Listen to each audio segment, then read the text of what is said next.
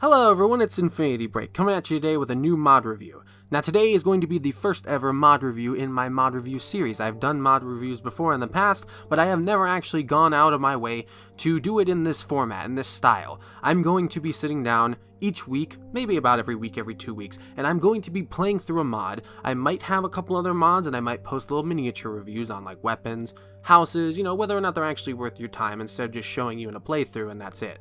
But I'm going to be playing through the mods, I'm going to be posting them, and then when the mod review playthrough or whatever is done, I will be posting a full-fledged review, like in this video. These reviews will cover the quality of the mod, the aspects of the mod, the story of the mod, and whether or not the mod is even worth your time and worth installing onto your copy of Skyrim. Now without further ado, let's not waste any more time, let's get into it. Today's review is on the mod Carved Brink by the wonderful Haem Projects.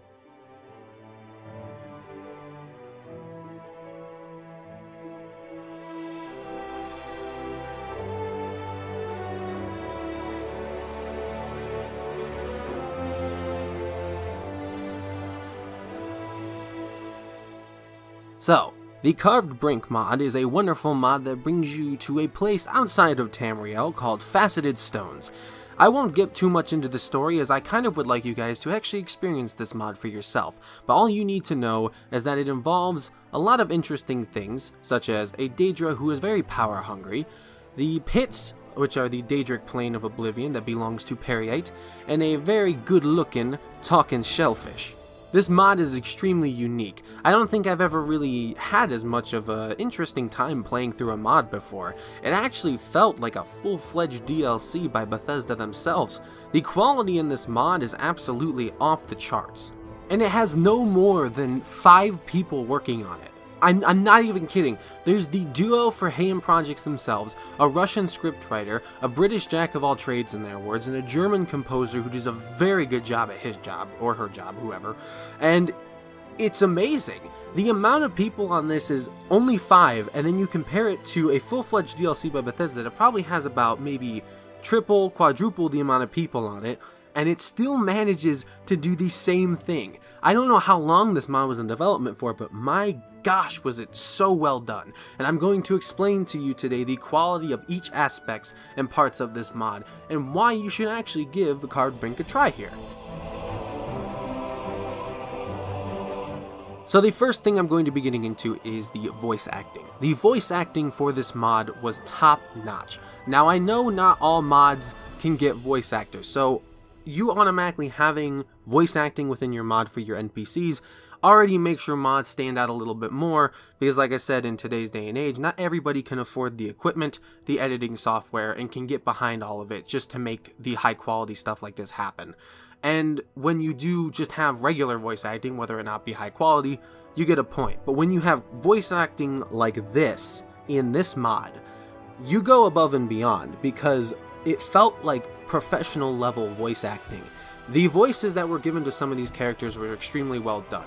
When it came to the stranger, when it came to the goblins, and when it came to one of my personal favorite characters from this mod that honestly made this mod for me, Imp, who is the shellfish that you meet within the first 5 minutes of playing this mod. Because Sinmiaren, well, let me put it this way. The elf decided keeping me in a cage was a smart thing to do, and go missing to Shamat knows where. Smart as well. So it goes, good looking. Let's hope your silly, good looking Fizz won't let you do something like that. I like the way he talks. This character was so well done when it came to voice acting. I loved his voice, I love the references, I love the things he says, and I think the voice actor really made the character. And I have to say that his character, and like I said, the voice acting for it by extension, were so good that at the end, spoiler alert, when you find out he's your companion, when I found out he was going to be my companion, that I could take him with me, I actually decided to keep the mod installed just because I really wanted to keep the character around. Hey, coming right here. My god. Feel free to tell what you have. Oh my god, you're actually like, follow me. With much rejoicing, good looking. Oh my god, that's amazing. I'm never uninstalling this mod, everybody, because now Imp is gonna follow me around all the time. That's awesome. So originally I was planning on deleting the mod when I was done because I want cleaner saves for every time I do a mod review, but I had to keep the mod because I wanted to keep the character because they were so well done. And that says something about the voice acting and the writing and everything else behind it. So that's a plus point for voice acting. Very high quality there. The next thing I'm going to be discussing, which could get a little bit lengthy, but I'll try to keep it as short as possible because I do not like to take up too much of your guys' time. The environments and level design. Now, there was a lot to talk about here because the environments for the Carved Brink mod are absolutely stunning and beautiful. I have never seen environments in a mod before that are so well done and so breathtaking. I had to go back and I had to actually take time and capture some of these for background footage for when I'm talking because they were so beautiful. Some of these that you're seeing in the background like right now are some of the things that you can see when you're walking around in Faceted Stones, when you're walking around in the pits, which is the plane of Periite, the Oblivion plane of Periite, and you know, just other places within the mod like the Goblin Huts, some of the really cool architecture from the Snow Elves which are featured in this mod and story. And again, there were moments where I had to stop and I just looked and I was like, that is beautiful. Even if it was just for a second, having those moments are extremely important in mods. You have no idea how having a beautiful environment, just having these breathtaking scenes really does add to your experience. And I really think that if you're walking around, you will stop every now and then if you appreciate this stuff like I do, and you'll look and you'll be like, man, this stuff looks freaking awesome. So yes, +1 for beautiful environments. And if I had to say anything about the assets that they were using, it is a wonderful use of the Dawnguard and the Dragonborn DLC assets, because I saw a lot of reused assets that were reused very, very intelligently, if I had to say so. Very creative. They used it where it made sense. A lot of things were used properly. I noticed some of the stuff, but it made sense, and I liked how creative they got with what they were given. If they needed something unique, if they needed something that was done that they couldn't find, they made it on their own, but if they could, they pulled it from it, and it didn't look like too copy-paste. I'll just place this here, I'll place this here. It looked like it actually fit, like it was meant to be there, and therefore, it felt right when you were playing through it. So, environments, like I said, beautiful, well-structured, and beautiful use of the assets from the Dragonborn and Dawnguard DLC. Now, if I were to say anything about the level design and the quest design when it came to markers, this mod, I should say, sorry, does not hold your hand. It points you in the general direction and you have to figure things out on your own. I kind of got annoyed at some points because it was so vague and it made you think on your own. It didn't like to hold your hand, like I said. So I was very confused sometimes. Like I said, it could be because I'm used to Skyrim literally pointing me in whatever direction, and I just blindly follow it. But I kind of got a little frustrated because I would spend 20-30 minutes looking in an area only to realize that I was going in the entirely wrong direction. It was all the way on the other side of where I was at. And then I figured that out and I was frustrated because I was like, man, I wish something had really pointed me in this direction. And I don't know if it was the hints, because I was paying attention, I was giving it my all, but that was the only thing. And even then, that's kind of a good complaint to have, because getting lost and like exploring for 30+ minutes, even if you are a little frustrated, it wasn't like I was annoyingly frustrated to the point where I was like, I hate this. I was like, I wish I knew where I was going, but I was still having a good time nonetheless, so it's excusable. I would just maybe fix the quest markers if they feel like they want to. That's my personal opinion. But that's the only complaint I think I had throughout the entire mod, was that I kept getting lost at points. And again, good complaint. There's so much to your mod that I'm getting lost, and I'm having an adventure on my own. Even though I do want to finish the mod, it's still pretty enjoyable. So I wasn't having a bad time while I was lost, if that makes any sense. So moving on from environments and level design, I'm going to move on to the soundtrack now. I actually really enjoyed this soundtrack. I think it's composed wonderfully. It's a beautiful, beautiful soundtrack that, honestly, I couldn't help but notice it half the time. It reminds me of the early Elder Scrolls games, if that makes any sense. I kept thinking back to Daggerfall with the instruments they were using, and that's good because Daggerfall's soundtrack is actually pretty good, especially for the era that it came out in. And I noticed those tracks, but there were a lot of others that were also really nice. The battle music blended in very well. I didn't feel like it was, it didn't stand out when it came to combat, but it fit. So therefore, I didn't really have any complaints. There was no problem with the soundtrack. I think if anything, it actually, again, shows the quality of this mod, how much effort they put into it when they have their own freaking soundtrack. That was awesome. Mods like Beyond Skyrim Bruma and the Beyond Skyrim project have their own soundtracks, and you can tell because they're very nostalgic soundtracks. This mod had a very similar style of soundtrack where it felt like it had been inspired, from a lot of the earlier Elder Scrolls games.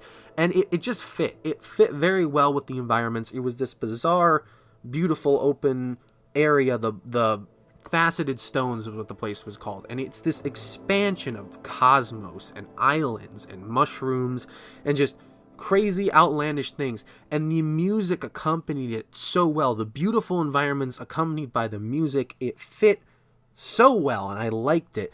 And in fact, the music that you're listening to right now, I got permission from the composer, ForhirMusic, who is going to be linked down in the description.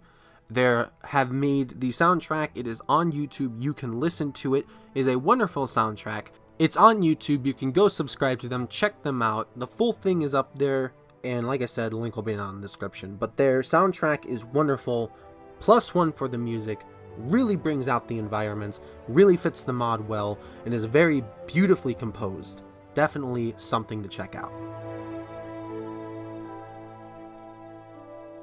So the very last thing I'm going to be discussing with you is the narrative and the story. Is the narrative for Carved Brink good? Yes, I think the narrative and the story for this mod is very well written. I really liked what they were going for. And the reason I liked it is because it makes you think. It really does make you ask a lot of questions. It asks you a lot of questions and makes you contemplate them. And it actually is a very lore-friendly quest too. It makes sense. They go out of their way to explain everything. Everything that's in there is explained and has a lot of effort behind it. You can even find another language within the game that the creators probably spent a good amount of time actually creating, and I loved it. It might be a reference to something else, they might have taken it from somewhere else, but I mean, I'm pretty sure that they just created their own language altogether. Goblin Language 1, Part 1. Oh, they actually translated it. Someone must have sat down for a good couple hours and wrote this whole thing out. That's amazing. They made a language. Awesome. And there are really unique features in this story. Like, you can actually, in the beginning, you can't understand some of the characters because you don't speak their language, and then you find things that help you understand them.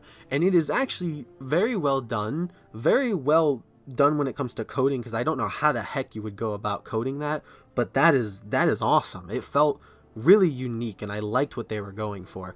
So yes, it revolves around a lot of the things like the goblins within Faceted Stones and the snow elves that were in Faceted Stones, and someone who you could say is trying to play God within Faceted Stones. Now, who that is, like I said, I'm leaving that ambiguous because I want you to play this story. It is very well done. I have also played through it on my channel. If you cannot play it and you want to see how it plays out, go ahead and watch it. I have a link down in the description towards my playthrough of it, but that's entirely up to you. You don't have to.